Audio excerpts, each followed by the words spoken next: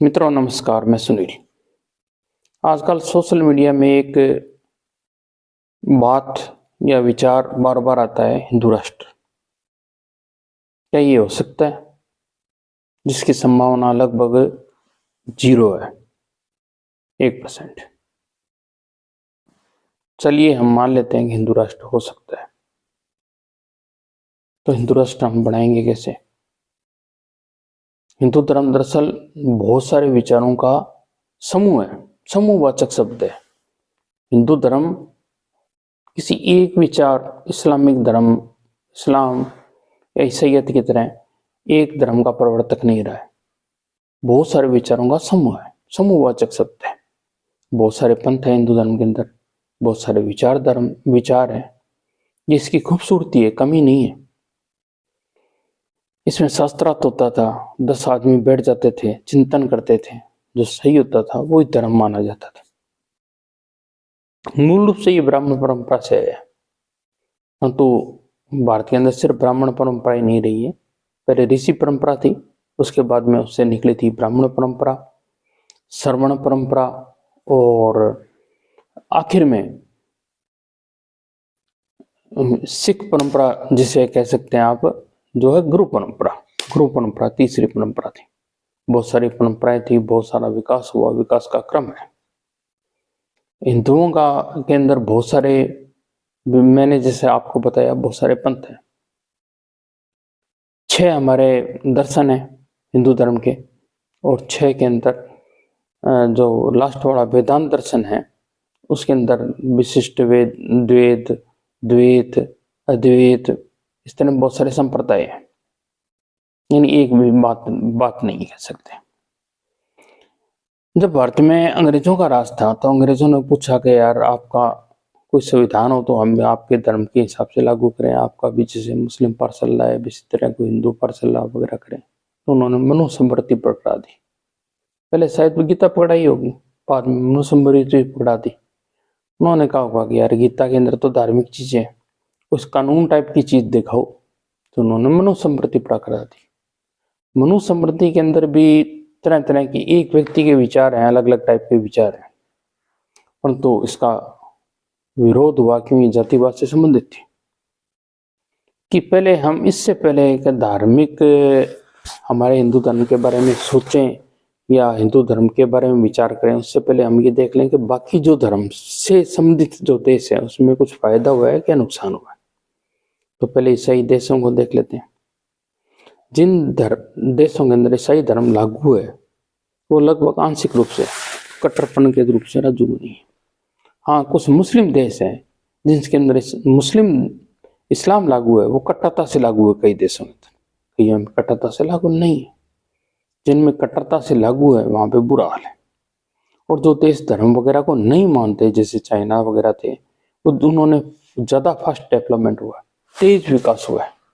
धर्म का विकास से कोई संबंध नहीं होता वैसे तो, परंतु ये देखा गया है कि धर्म को हम साइड में कर लेते हैं तो विकास ज्यादा होता है, क्यों? आदमी उलझ जाता है।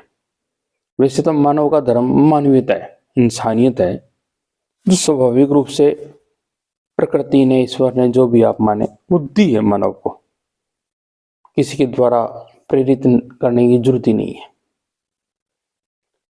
धार्मिक होने के बाद में उल्टा नुकसान ही नुकसान होता है। आप अपने पड़ोस में पाकिस्तान को देख लें, अपने जो भारत से कम विकसित और कम विकास हुआ है, उससे आगे चले जाएं अफगानिस्तान में, तो उसका और भी बुरा हाल है। विश्व में जहां भी मुस्लिम कट्टरपन है, वहां हालात खराब है। कट्टरपन से कोई फायदा नहीं। पहले तो हमें संविधान बताना पड़ेगा अपने देश का। भाई यार, आपने हिंदू राष्ट्र मानने, इंडिया सरकार मानने को तैयार होगी या देश मानने को तैयार हो गया, तो हम बनाएंगे क्या? ये भी एक दुविधा है। यदि हम मानवीयता, भारत के आधारित मानवीयता दे देते हैं, तो हम हिंदू धर्म कह सकते हैं। इससे पहले हमें हिंदू धर्म की परिभाषा बतानी पड़ेगी। हिंदू धर्म की परिभाषा, जो हिंदू धर्म दरअसल भारतीय धर्म का नाम ही नहीं है, ये वैदिक सनातन धर्म है, जिसे हिंदू धर्म कहा जाता है। फारसी आक्रमणकारियों ने जब भारत पर आक्रमण किया, तो उन्होंने सिंधु नदी के नाम पर हिंदू धर्म या हिंदू राष्ट्र उन्होंने नाम दे दिया, और हिंदू राष्ट्र के अंदर अपने हिंदू राष्ट्र के अंदर रहने वाले जो हिंदू धर्म वाले लोगों को हिंदू नाम दे दिया उन्होंने, जबकि ये नाम बाहर का रखा हुआ है, अंदर का नहीं है। उन्हें नहीं पता था कि हिंदुस्तान के अंदर 3 धर्म है। उस टाइम में वैदिक सनातन भी था, जैन भी था और बौद्ध था, 3 धर्म थे। उसके बाद में बहुत लंबे समय के बाद में यूरोपियन आक्रमणकारी भारत में आए। उन्होंने भारत वाले हिंदू धर्म को जैन-टू नाम दे दिया। जैन-टू उनके हिसाब से तो ये मूर्ति पूजकों का एक धर्म था, परंतु हकीकत में मूर्ति पूजक सारे नहीं थे। मूर्ति पूजक तो सिर्फ हिंदू थे। जैन और बौद्ध मूर्ति की पूजा नहीं करते, सिर्फ मूर्ति बनाते हैं। सिख धर्म में वो मूर्ति पूजक है ही नहीं। उन्हें बाद में पता लगा कि यहाँ पे भाई 4 धर्म है, एक धर्म नहीं है।